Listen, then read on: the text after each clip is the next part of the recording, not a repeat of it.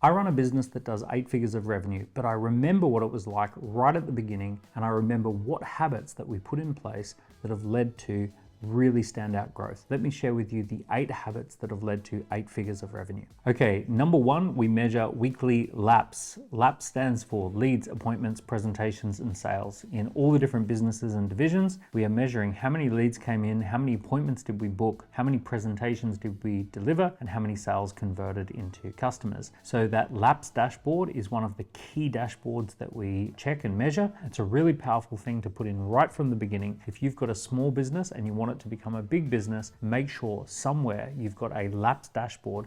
In the early days, I used to have some cardboard boxes which showed how many leads we had, appointments, presentations, and sales, and we actually used to move the bits of paper through the cardboard boxes. And then when we were a bit bigger, we used to have a big poster on the wall with our LAPS dashboard, and we'd just have our weekly LAPS unfolding, and we could see the numbers improving.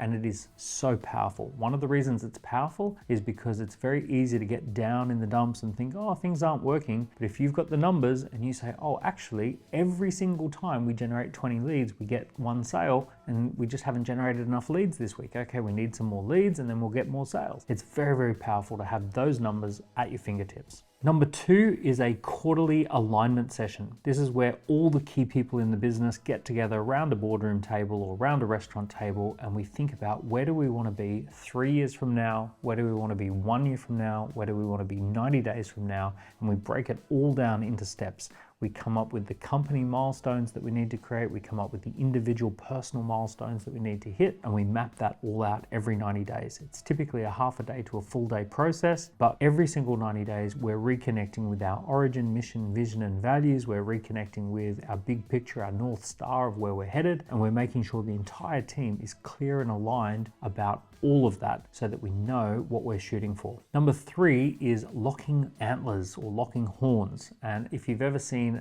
young stag or young deer, they get together and they lock their antlers together, and they do that to strengthen each other. It looks like they're fighting. It can be quite aggressive, but they're actually strengthening each other. So in my companies, we really believe in having honest, candid conversations. If something sucks, we want to be able to say that it sucks. If something's not right, we want to be able to talk about it. We do not want to be tiptoeing on eggshells around each other. We don't want to have things that are like unspoken things going on in the team. We want to get it all out. We want to talk honestly and candidly, and we want to be able to lock horns. Now, the one thing that we do is before we have a difficult conversation, we always say, can I have your permission to lock antlers on that? And that little step of asking permission to lock antlers makes people know that I'm on your side, I'm on your team, we're doing this together. I just want the best outcome for all of us. I'm not trying to criticize you personally, I just think there's a better way to get the outcome. By sharing that idea with people that it's okay to lock antlers and just ask permission first, it means that we've had some really difficult conversations, things haven't festered, and we've been able to come up with great solutions early before it turns bad. Habit number 4 is ratcheting up our marketing. I see a lot of entrepreneurs, a lot of businesses, they have a fixed amount that they spend on marketing, and they say it's going to be 10 grand a month on marketing, and that's the number.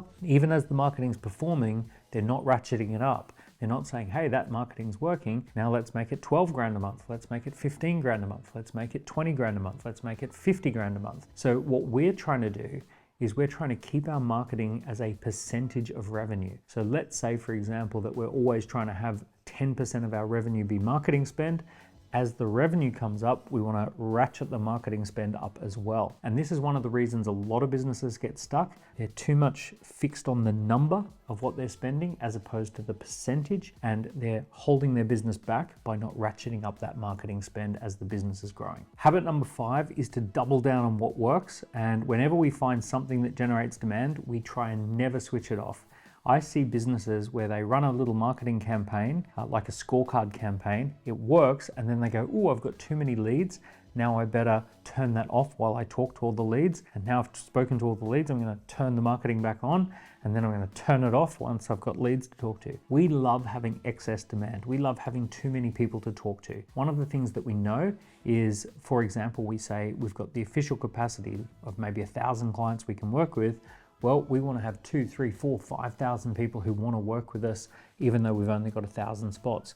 So we're always manufacturing excess demand for what we do. We love having people who miss out. That's a horrible thing to say. We don't love it when people miss out, but we love running a business where there's excess demand. We love being able to pick and choose the clients that we think are the best ones to work with, and we love being able to have a waiting list for certain products. So manufacturing excess demand is one of the things that we do. We're not trying to be in balance, we're trying to be out of balance. We want the demand much higher than the official capacity to supply something. Habit number 6 is trying to do everything in front of groups rather than doing one-to-ones. So a lot of businesses, they have one-to-one meetings, one-to-one appointments, and what we try and do is put stuff into groups. So for example, rather than presenting a business idea or a pitch one-to-one, we might do that on a Zoom call and invite 30 or 40 people to that Zoom call. Recently, I did a fundraise. I raised some angel investment capital. Rather than going to angel investors one at a time, we had a group angel investor call. We had 60 or 70 people on the call, and we were able to run through the perfect angel investor presentation, and people could signal that they were interested or not, and that was fine for them to do. But the best thing was it didn't take 70 hours to deliver those pitches. It took 1 hour with 70 people on that call. I would rather do an interview on a podcast that's going to be seen by 500 people rather than try and meet 500 people one at a time, right? So what we're trying to do is be in front of groups, not one-on-ones. One of the reasons that I wrote books was really to be able to get a message in a packaged up format in front of a lot of people.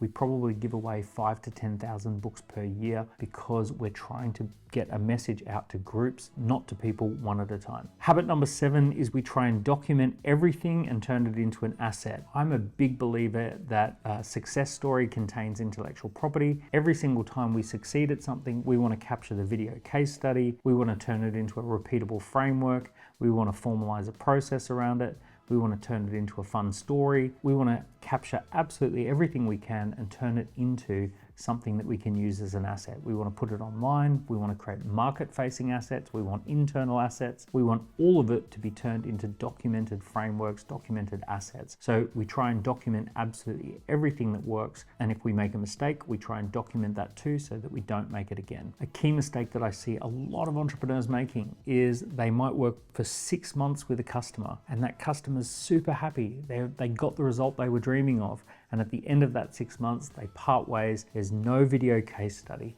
There's no step-by-step guide as to how we created that result. There's no repeatable asset that we can carry forward. It was just an amazing client relationship for 6 months and then it ended. And what I'd much prefer you do is pause just a little bit and see if you can turn all of that into a set of assets. Okay, and habit number 8 is bringing overlings into the team, not underlings. So what we're trying to do is fill the entire company with better and better and better people, people who know more than I do, people who are better than I am at their particular thing. We want to get people who are going to tell me what to do, not me having to tell them what to do. So a great example of that would have been our recent general manager hire. She came from a bigger business. She had more knowledge about how to run our business than we had. And it was great to bring an overling into the business, not try and hire an underling who's going to listen to me tell them what to do. I'm looking for people who know more than I do, and I can listen to their knowledge as opposed to me having to tell them everything that they need to be doing day to day. And that's one of the ways that I can spend more time out of the business and not in the business, because we've got overlings, not underlings. A mistake that I see a lot of people making is that they fill their entire company with people who just need to be told what to do, and then they wonder why they're so busy all the time and why they can't take a holiday. And it's because they're not bringing the people in